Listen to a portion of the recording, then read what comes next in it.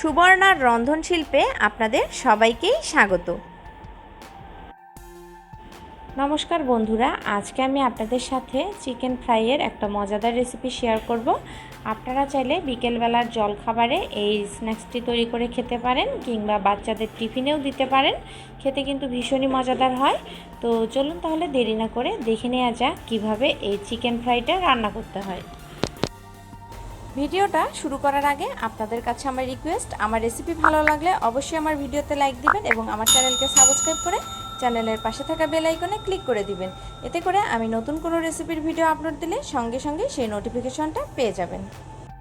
তো chicken fry রান্না করার জন্য এখানে আমি 800 গ্রাম চিকেন নিয়েছি। চিকেনগুলোকে ভালো করে ধুয়ে পানিটা ঝরিয়ে নিয়েছি। এখন এর মধ্যে দিয়ে দিচ্ছি স্বাদ মতো লবণ,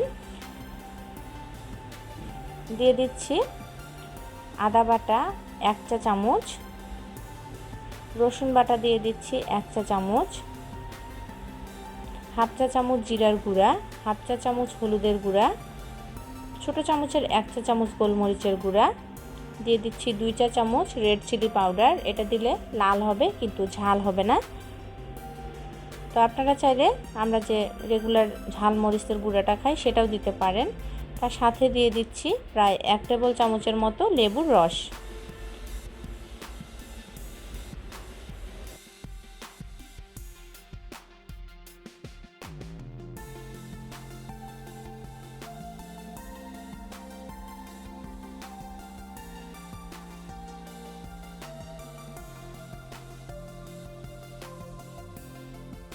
এখন চিকেনগুলোকে হাত দিয়ে খুব ভালো করে মেখে নিতে হবে এবং এটাকে 1 থেকে 1.5 ঘন্টার মতো ঢাকা দিয়ে ম্যারিনেশনের জন্য রেখে দিতে হবে।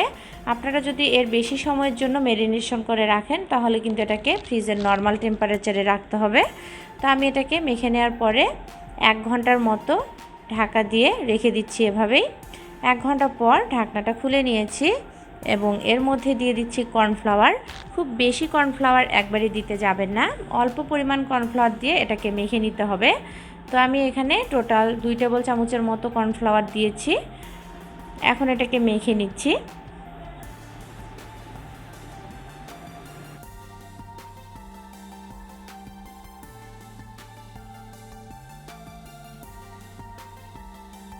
তো চিকেনগুলোকে মেখে নেওয়া হয়ে গেছে। এখন এগুলোকে ভেজে নিতে হবে। তো ভাজার জন্য চুলায় কড়াইয়ের মধ্যে সয়াবিন তেল দিয়েছি। তেলটাকে খুব ভালো করে গরম করে নিতে হবে।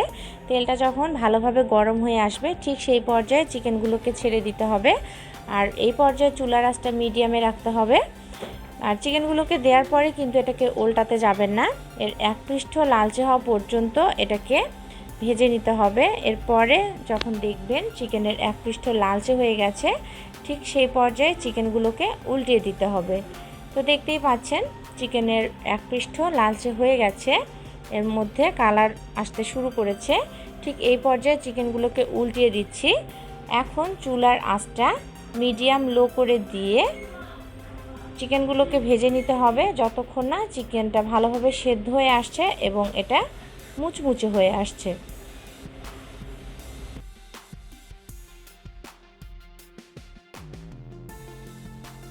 প্রায় 6 থেকে 7 মিনিটের মতো চিকেনগুলোকে ভেজে নিয়েছি। তো চিকেনটা আমাদের ভালোভাবে সেদ্ধ হয়েছে এবং এটা খুব ভালো করে ভাজা হয়ে গেছে। দেখতেই পাচ্ছেন এর মধ্যে সুন্দর একটা কালার চলে এসেছে।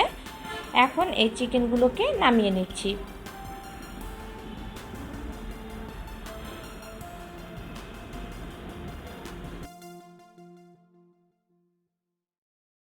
এখন দ্বিতীয় ব্যাচে চিকেনগুলোকে ভাজার জন্য তেলটাকে আবারও কিছুক্ষণ গরম করে নিতে হবে। তেলটা যখন গরম হয়ে যাবে ঠিক সেই পর্যায়ে বাকি চিকেনগুলোকে দিয়ে এগুলোকে লালচে করে ভেজে নামিয়ে নিতে হবে।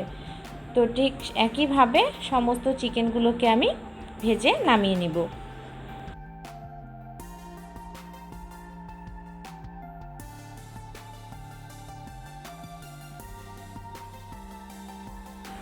তো সমস্ত চিকেনগুলোকে ভালো করে ভেজে নামিয়ে নিয়েছি। তো বন্ধুরা, তৈরি হয়ে গেল আমাদের ভীষণই মজাদার মুচমুচে চিকেন ফ্রাই। আপনারা অবশ্যই এভাবে চিকেন ফ্রাই বাড়িতে বানিয়ে খেয়ে দেখবেন, আশা করছি ভালো লাগবে। আর রেসিপিটা যদি আপনাদের ভালো লাগে তো ভিডিওতে লাইক দিবেন এবং আমার চ্যানেলকে সাবস্ক্রাইব করবেন।